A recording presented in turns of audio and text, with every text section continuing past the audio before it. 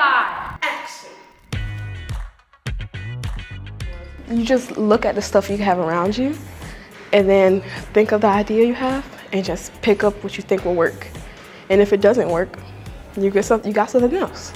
Teens with a Movie Camera is an interactive, collaborative media arts workshop with City of Syracuse teens, where we strive to encourage creativity, imagination, and just open kind of play with media arts as a form of learning that's different than traditional school. Right now we're working with the theme of our place in space. We just kind of encourage the teens to get hands-on with their creative ideas, to work together and make art, and like everybody who's here has a chance to contribute meaningfully. Honestly, I'm not that excited for the program to end just because I had a lot of fun.